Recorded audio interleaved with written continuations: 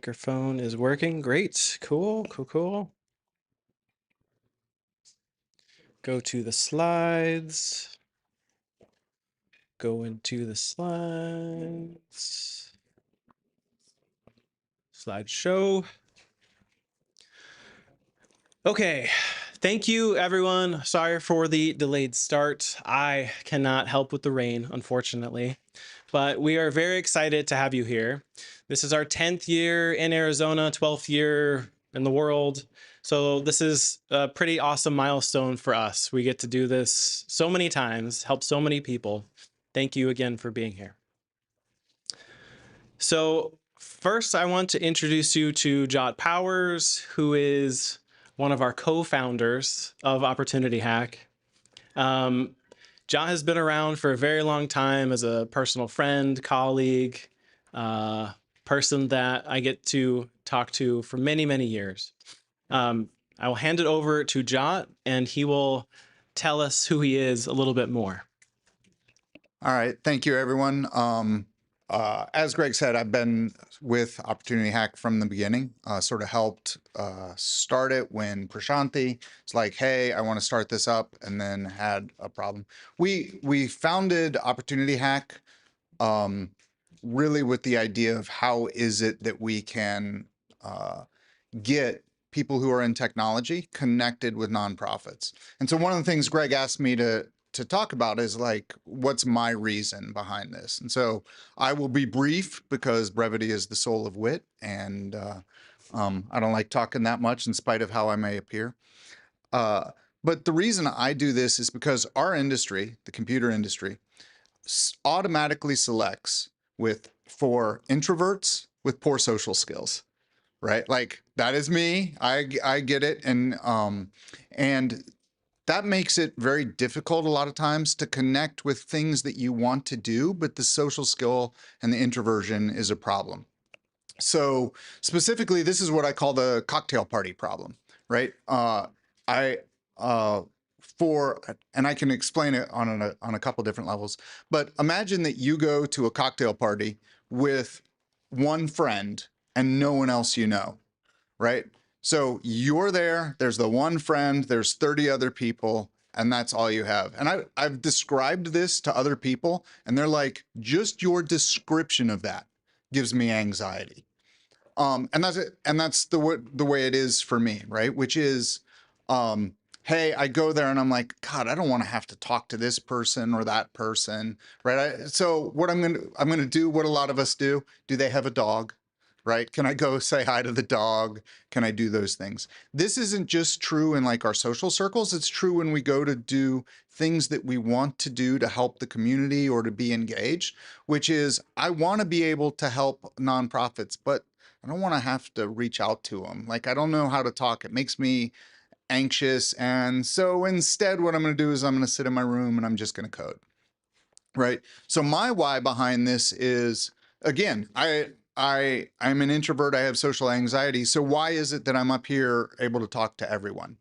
Right. And it's because what we've done is we've broken down that sort of cocktail party problem in that we're all here to go do one thing, to understand it. And now you have the ability to connect with a nonprofit to find out if that's something that you want to do. We often do this with a lot of different nonprofits. It breaks down and gives you this automatic connection into an organization that allows you to be like, okay, now when I go to this cocktail party, there's 5 people I know. I don't need to know all 30. I just need to know 5. But having it more than one is what really helps. And so for me, my why about it is giving people that I'm like, these are my people, right? The introverts that like we got onto computers so we didn't have to talk to humans, right? Giving them the ability to connect with organizations that need their help, need their skills, that they feel uncomfortable connecting with. And then also that the nonprofits who do not know, generally speaking, how to deal with technology or even how to engage with a tech community or find people to do that connection. So for me, the why is how can I connect people together to give them the ability to build relationships?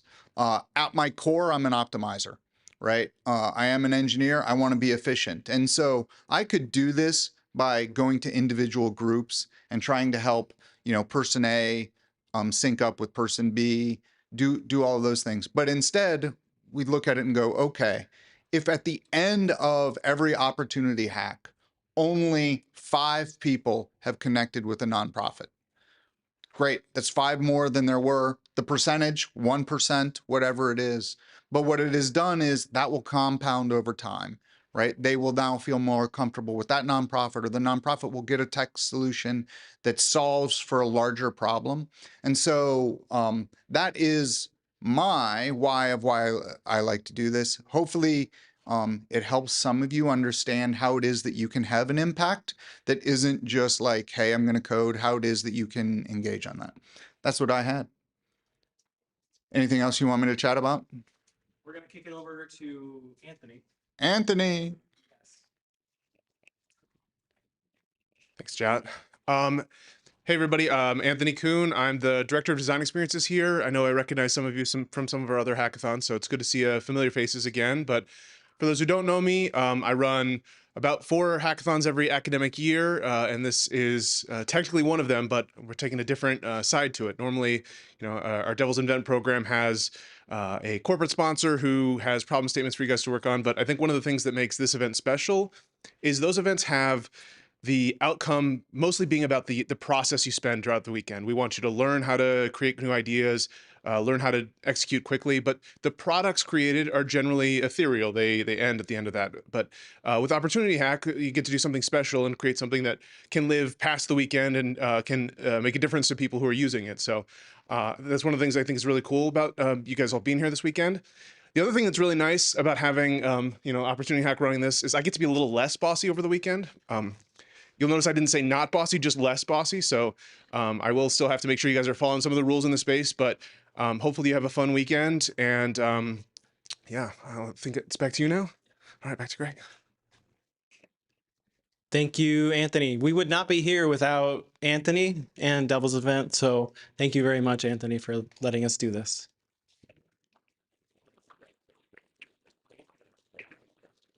Okay, now I'm going to bring up someone very special to me. This is my wife, Gina. My wife, Gina, is a nurse at Banner University. And over the last, 10 years, she's seen Opportunity Hack. And this year, she's going to actually tell us more about it. Okay, super excited to welcome Gina. I love the shout out. Thank you, honey. Opportunity Hack for a long time was just something, I need my notes, honey.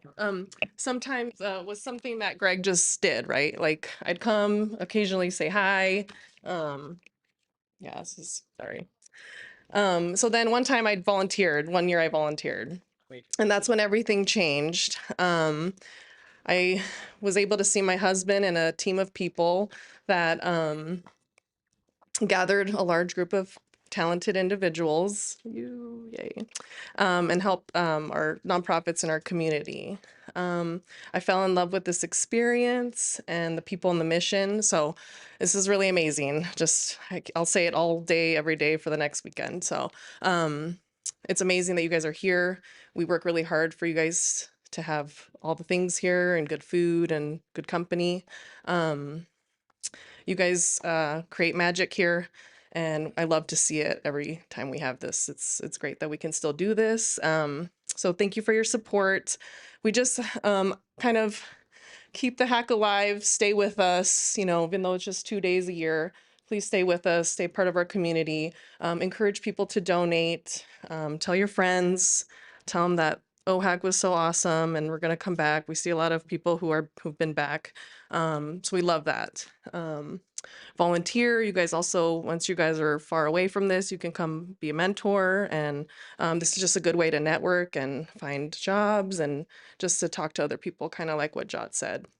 So this is our little QR code.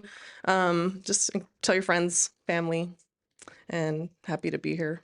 I'll probably talk to a lot of you, and I'm enjoying getting to know you. So I think that's it. You can still say really nice things about me on the mic, though.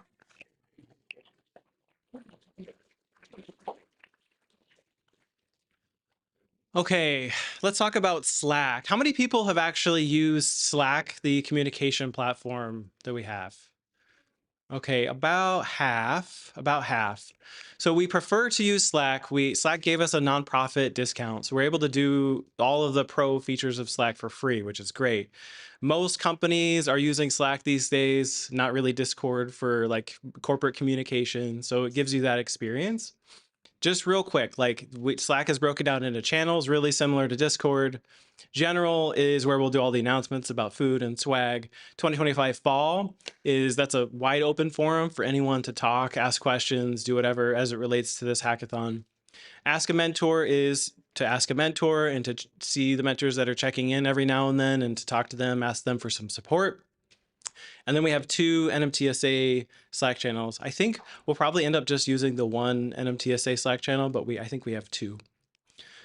Okay, so 10 years of Opportunity Hack. So we went back and we said, hey, Siobhan, you were here on the first one in Arizona. Do you have any like reflections? And Siobhan was like, yeah, like unless you have a good UX, a good user experience, a good UI, your solution really doesn't matter that much because it doesn't show people how to use your solution.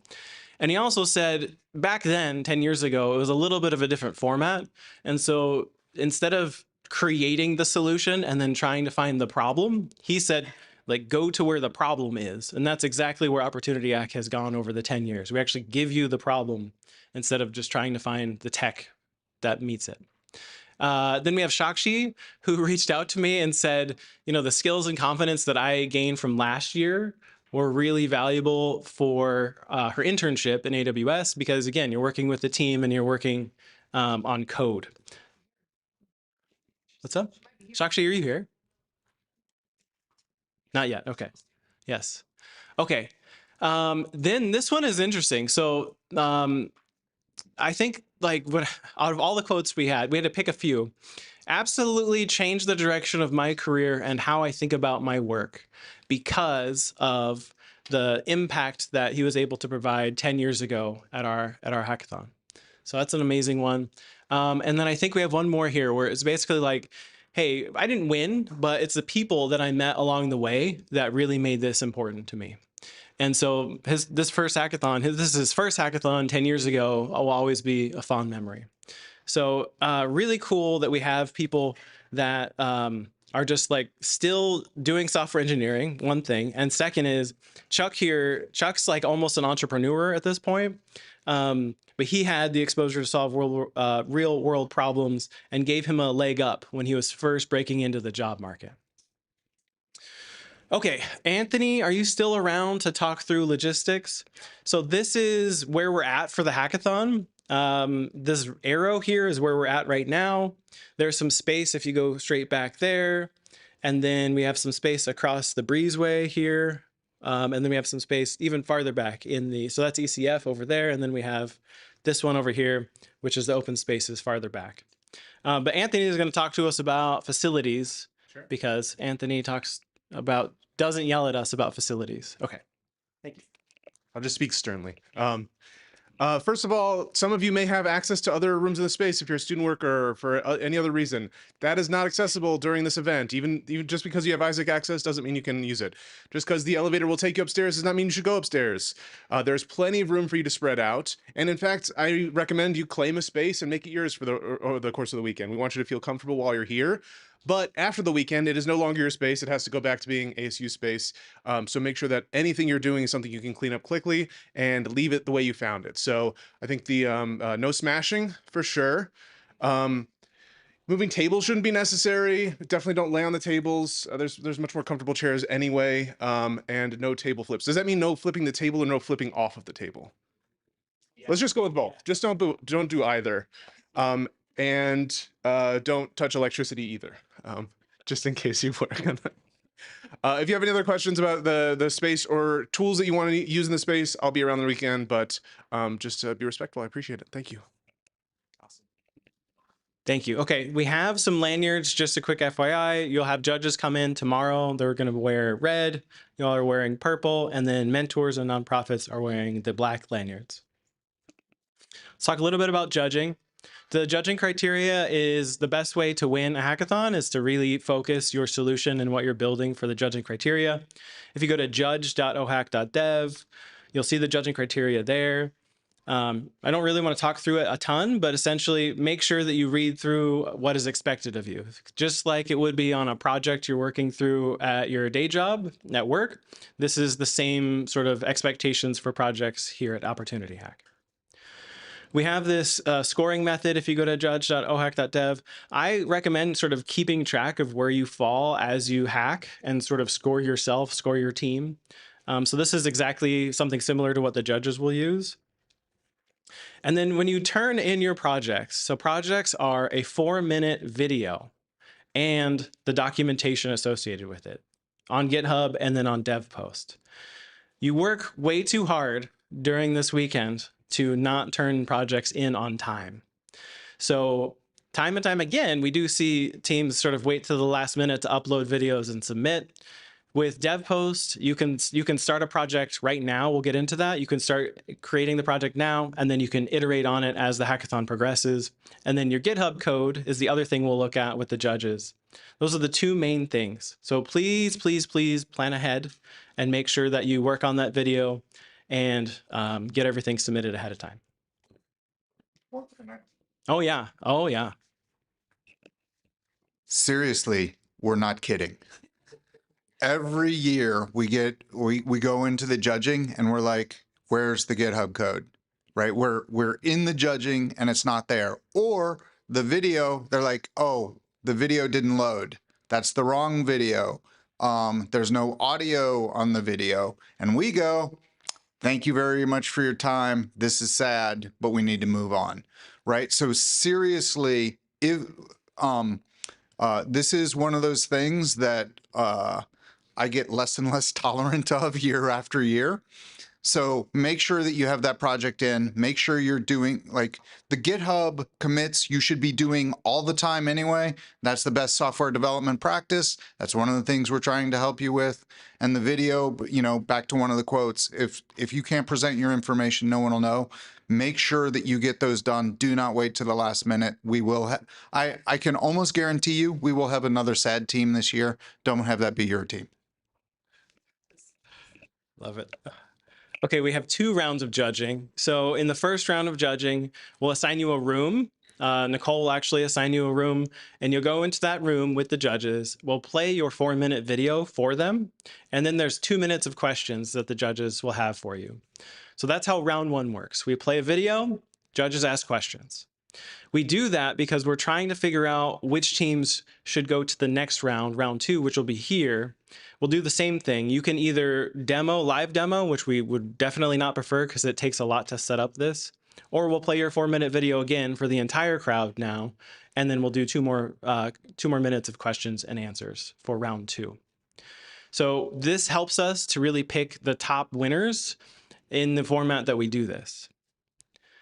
We have prizes. These are on DevPost. So this year we have founding engineer prizes because if you win first place, you're essentially the founding engineer for your project that you are creating for our nonprofit.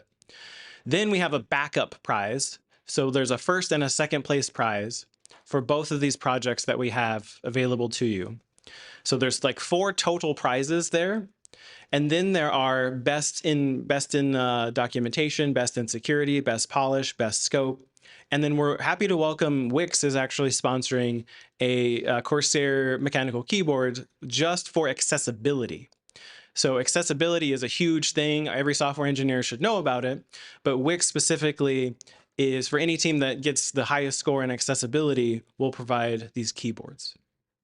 So we have a ton of options here for everyone to win something. Basically, if you maximize your one of the categories, you could win a prize. And then also if you win first or second place for each of these 2 projects that we have, you'll win a prize. We do withhold a bunch of prize money. You can see it at the bottom here where it says completion. It's $1,600 in cash because our fundamental goal is to finish these projects for the nonprofits. So if you get first place, you're also eligible for that $1,600 in cash prizes for completing the project. If you're unable to do that in the first place team, we'll go to the backup team, the second place team, and we'll ask them if they would like to complete the project. I actually want to pause for questions because this is probably like really critical that everyone understands. Does anyone have any questions on prizes? Yes. Like by finishing, like does it mean like after the hackathon ends? Yes, after the hackathon ends, usually it takes around till April timeframe for teams to complete. That is what we're looking for. We have a definition of done. It's like a software engineering term, but there's some things that we look for to call it done. And after that is done, that's when we give the prize money out for the completion prize. Yes. Can you explain why solo teams are not eligible for any of the prizes? Solo teams are not eligible for prizes. We have a slide on this, which I will actually like defer to that slide because I'll get more into the solo teams.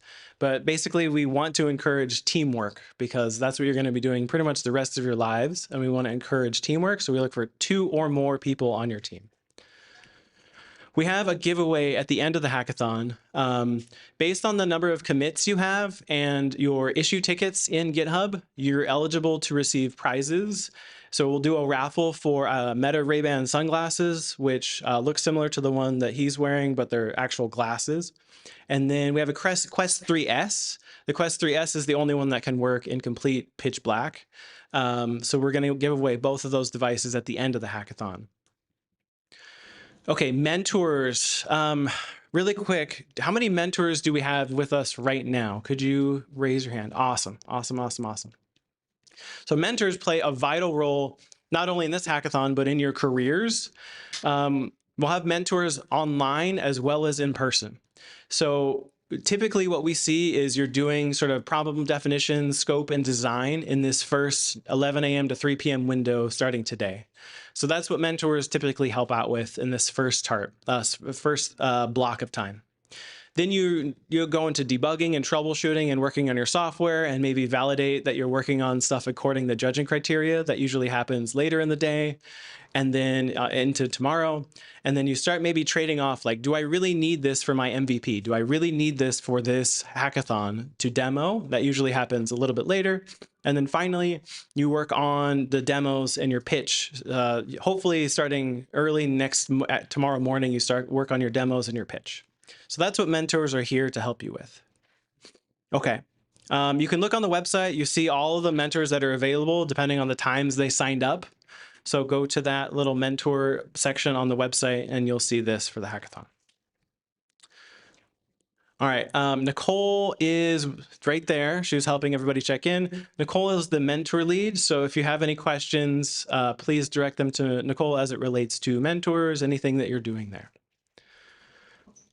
Okay, we have these red and green signs that will give everybody on a table. Essentially, we've noticed that people don't want to be bothered. And so if you don't want to be bothered on your table, just show this red sign on your table and mentors and volunteers will not bother you. If it's green, then it's like, I'll take any of the help that you've got. And so you have a choice. You can either say, leave me alone, or yes, I definitely need help. Gina's got the example here. Greg's dad. Greg, my dad made these specific for this hackathon. So red is leave me alone, I'm in the zone. And then green is mentors, come check in on me. Yeah. You're welcome. Yep. You don't want to disrupt the flow. Yep. Okay. All right, let's get into the nonprofit. So we've worked with this nonprofit for about 5 years or so, give or take. And there has been no winning team, which means no team has had the incentive to complete their project for the nonprofit. Normally, we've had maybe like 18 nonprofits. One year we had 11. We have a lot of nonprofits at Opportunity Hack. This year we have 1, as some of you have already seen. And we split it into 2 different projects. And the reason for that is we really, really, really want to do good for this specific nonprofit because it's been so many years and they've stayed with us for so many years. And so we can do it this year. So this is an example of last year and also last year, 2 of the solutions. Yeah. So this is an example of what we saw last year. And I want to get into now, hopefully everyone has had a chance to look at these videos. We published them kind of last night. I'll actually play these and then we'll have some question and answer time so you can all ask questions to our nonprofit who's here. We have 3 people here from NMTSA. So I'm going to go ahead and play this. While it's playing, just keep in mind like all of the different problem statements, which hopefully made it easy for you. Opportunity hack, we're ready to ignite. Hi, my name is Maggie, and I'm a neurologic music therapist here at Neurologic Music Therapy Services of Arizona. Here at NMTSA, we service a diverse range of clients with different needs. This also includes clients and their families needing to navigate through lots of different resources and research articles and education to help them with their journey with their diagnosis. And part of this is that we give them lots of information too, including training videos, educational materials, and research papers. It's really important to us to get those to our clients in the most streamlined and easy, accessible way possible. As they're navigating so much in their lives, we want to make it easier for them and give them all their resources so that they're successful here at NMTSA and successful in their lives outside. Hi, I'm Kai. As an international clinician in this clinic, I'm really grateful and truly appreciate the company's devotion to educate best practice of music therapy, not only in the States, but globally. To make these opportunities even more accessible, I believe updating the website to include multilingual language translation support, a clearer navigation system and structure, and a more robust search function will help clinicians from all around the world to easily find and engage with these educational resources. Hi, my name is Stacy Warren, and I am a mom to a 16-year-old non-speaker who has autism and apraxia. And I'm also a practitioner for the Speller's Method, where I teach non-speakers and minimal speakers to communicate via spelling. With my own son, we started with NMT when he was 12 in 2021, and I have to say it was the biggest game changer for us. So we worked with Suzanne, and she taught me how to do PPA, which is the proprioceptive squeezes for his body to help him feel his body on a daily basis, the drumming techniques, the pole walking, the metronome, huge game changer for us for his regulation. We use it every day. So just having the empowerment as a parent that I can take these tools and have them in my pocket to do with William every day, and you just see the changes. You see the regulation in his body, you see his ability to move with purpose throughout his day. And so, yeah, I have to say it's been huge. I think having accessibility for other families who take on NMT would be super helpful, because then it's accessible. If it's online, they can watch the videos and learn for themselves and have the empowerment to help their child, adult child, or even young child, implement these things that are going to help them. And I think that helps, so you're not relying on other people, other professionals to just do it for you once a week. I think you see the bigger change when you are implementing it every day for them, even just a little bit. Hi, I'm Jen Caruso. I'm an S2C practitioner here in Phoenix, Arizona. I think it would be profoundly wonderful if there was a portal where there were videos demonstrating the kinds of things that the family's going home to do. So demonstrating the different types of drumming, because there's so many different things that are done, demonstrating that so that when they get home, they can go through hopefully a very large database of videos and information and be able to select the ones that they want to be able to check back into. So when we're talking about this portal, I mean, just straight up ideal scene, right? The ideal scene is that there are all these videos that have been uploaded into the website, or whatever that looks like, into the database of the website. There's just this full library of videos, of educational videos, And one of the features of that is that my parents, as they come in and now they're like, oh, I've forgotten how to do this particular aspect and boy, do I need to see it again. They can go into this library, they can find by navigating cleanly through how this is all set up, they can find the one they want, they can bring it into their own portal, which they've been personalizing for themselves, right? And now they, until they decide not to have it there, they have this one particular video that perhaps demonstrates something specific about something, some proprioceptive activity. Maybe it's a full body stretch. Okay, now I've got it here. It's here until I decide not to have it, so I'll always be able to find it. That to me would be ideal scene. A step towards the light, opportunity hack. We're ready to ignite.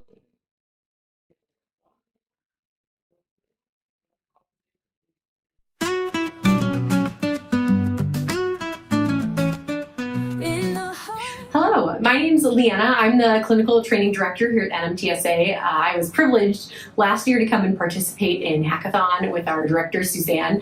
So I'm really excited to be back this year. Thank you guys so much for hosting us again and making us your main charitable organization. We're just so excited and honored to go through this process with you.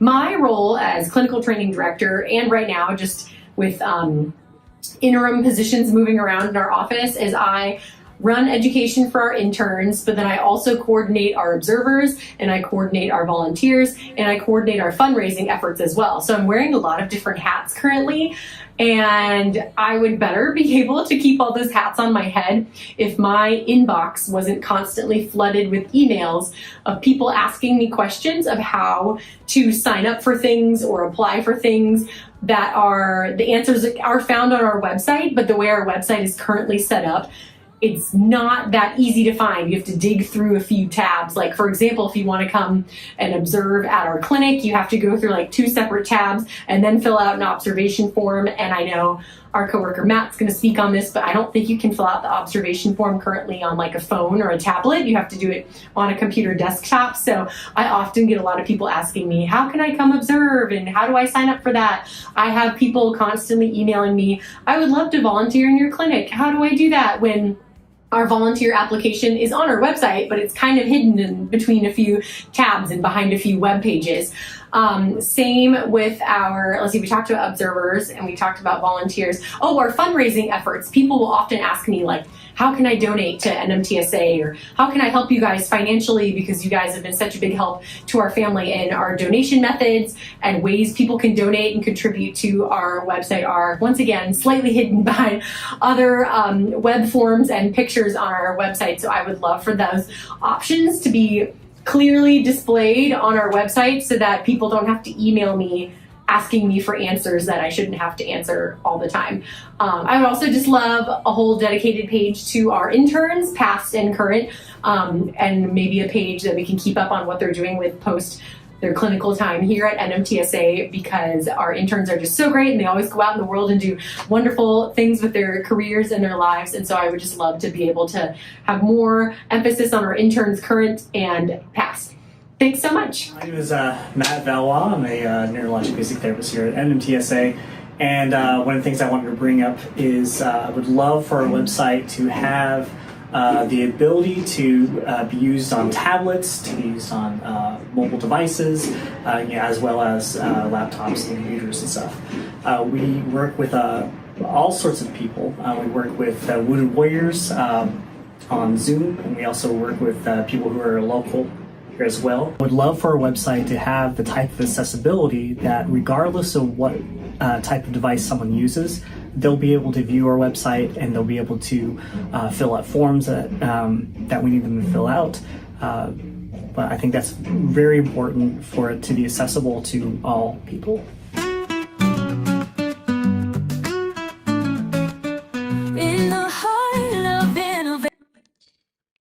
Okay, before we get to teams, I did want to welcome everyone from NMTSA up here. If you guys want to come up here. Woo, woo, woo. So what we have for you all is you saw the 2 videos, which give you everything about the problem statement. We also have a software requirements document, which typically in the software world specifies the requirements that you're trying to build against. So we already have that for you on the web.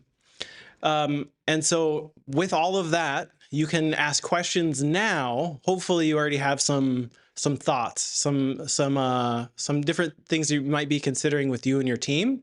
So we want to give the opportunity for you to ask any questions. I do have another mic. If anyone has questions, please.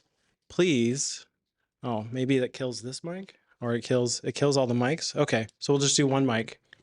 Do you have any questions about the nonprofit, about the problem statement, anything that you're sort of unsure about? Yes. Hold on, let me give you the mic so that people can hear you.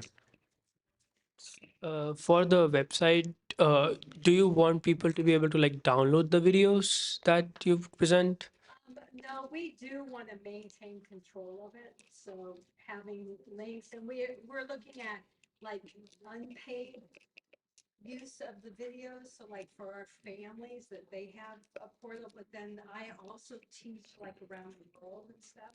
And we want to have like paid portal for special projects that we do. But all of the material we want to not be downloaded unless we give permission for that. So, but we probably won't. Yeah. So password protected information, but some of it, you just need the password you can access for free. And then some of it you can access with the password, but then you'll need to submit payment to access. So for the downloadable stuff, I know your problem statement mentioned that you will want to allow people to be able to download PDFs. So is that like generic or is it like particular PDFs? So can I just answer that? Because that ties to your previous question. Yeah. Videos, visual stuff, we don't want downloaded because we want to protect the material. But in terms of PDFs, absolutely. Whether it's research papers, content that we've developed, we want people to be able to download. Yeah. Because we do a lot of sending out of things for people to have access. Yeah. Like a library of articles would be great. Yeah. Okay, and Yeah. do you want your content to be organized in form like courses or like it's just generic content just out there on the website? I think it's more content. Here we go, the live streams. Yeah. Thank you. So the goal, ideally would be both. Yeah. Ask your question again, because I had another thought. I just spaced it with that. My question was, do you want your content to be in the form of courses or just Got it. like generic content? Yeah. So again, for our families, we want our therapists to be able to pick and choose to give to them. When I'm teaching a course, it'll be course related. So marked a way to bookmark and mark things as well as to search for items would be great. Yes, the search function would be great. Yeah. All right, one more question over here. Keep in mind, you'll have access to this nonprofit throughout the hackathon. So if you have more questions, who had a hand over here? Someone had a hand. Or is you scratching faces and hair? Okay. Okay. So you have access to this nonprofit throughout the hackathon. You have software requirements doc. You have those two videos, actually 3 videos. If there's any, yes, do you have anything? Yeah. Yeah. Because it was a question that came up previously and I changed my mind on it. So we were saying we want it cost comparable for what we use currently. However, recognizing building a portal, having more content, we don't want to stick to a cost. I mean, I was looking at costs for what we're doing now would be between $500 and $700 a year, but we're open to changing platforms. If you build an incredible thing for us, it's going to work. Awesome. Yeah. Do we want to mention anything about the store or about client intake part, like when they fill out referral stuff, like how it currently just goes to like? Yeah, I think this is on the doc, but things that are important to us. I mean, we'd love to have a store. A lot of our clients create T-shirts, and we'd love to sell stuff for them as well as for the organization to fundraise, but also what you just said. For Form filling out. Yeah, people requesting things, having something all within the website to access. So, and I just want to do a shout out to our intern who is an ASU graduate, Brandon, who's here. He works at Gamage in the evening, so he's here dressed up for that. So he normally wears nice clothes anyways. All right, sorry. We have one more question. What's up? I got confused now. Are we building an e-commerce platform? You're building two. So there's two problem statements. You're building one that is a learning management and education system that helps to educate families as well as anyone who's learning NMT, who's learning to do music therapy, right? That is one. That's the education platform.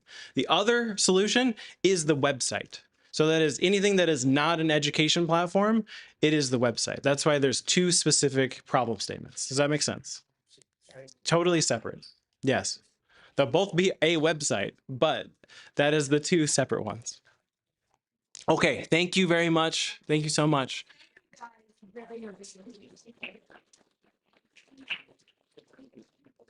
Okay, teams, we're almost to the end of our intro here, but we'll talk through teams right now.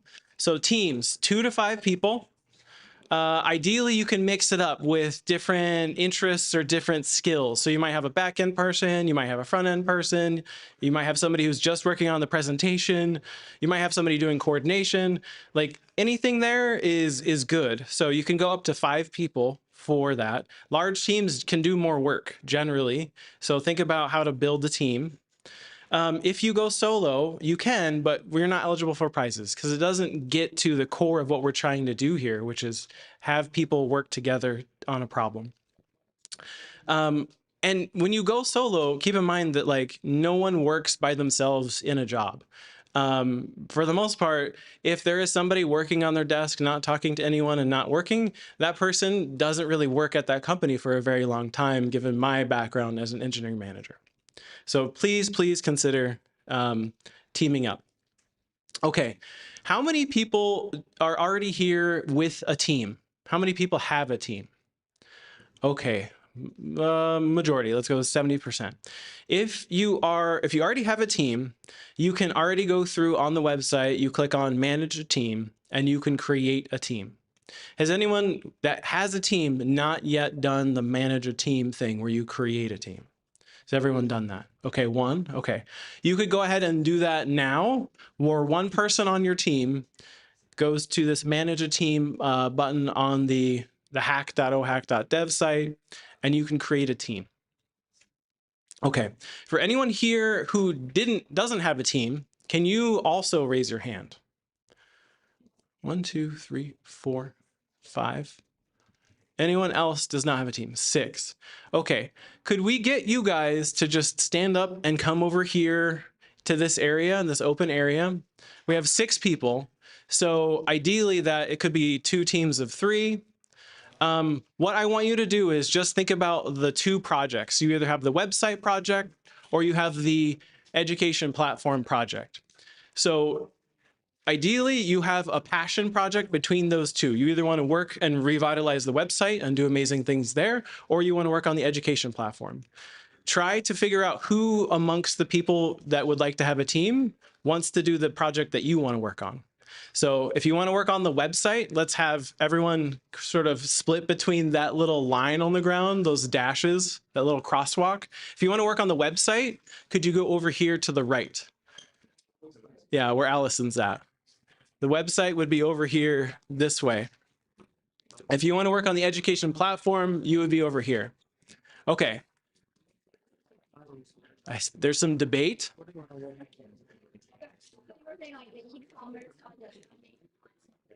Yes, right. Learning platform. Okay. So amongst you, this group of people that wants to work on the learning platform, we go up to 5 maximum people on a team. So you basically need to split in half and you will now have a team. So try to figure out who you want to work with and you'll have a team amongst these three people here. Yeah.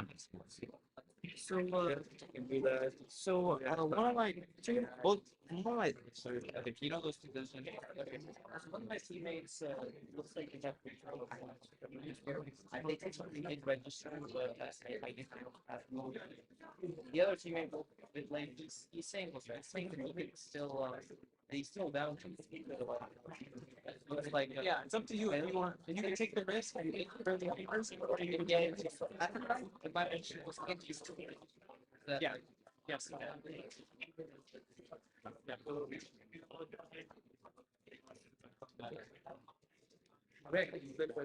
We're not doing questions. Hang on. Yep. Yep. Okay. So we're almost done. We're almost done. A few more minutes, please. So now that we've got the people that didn't have a team forming teams now, and everyone has a team that's over here, let's go through one more time. So we want to make sure that there is at least one person from your team who has created a team on that Manage a Team button on the website. Then everyone should be joining Ask a Mentor, and you can ask mentors questions. Finally, what's up? Finally, when you create a team, you rank order the projects that you would like to work on. You rank order the projects you would like to work on. So we're going to go and look at how you ranked the projects. We want to make sure there's a good balance of teams that have one or the other project. And after you've done that, you essentially wait for us to get back to you. That'll take about 15 minutes, I hope, because of the number of teams, and we'll get back to you over Slack. You'll see the project you're going to work on, and you'll see within your Slack channel the GitHub repository that has been created for you to do all of your work. So all of your work that you do happens in that GitHub repository. Awesome. Okay. So thank you for making a difference today. We know that it's a challenge to step aside from your homework, your daily lives, to come here over the weekend. We really, really appreciate everything that you guys do. Okay, with that, we have one more thing. Thank you for helping us change lives, not just here, but around the world. Okay, let's get hacking.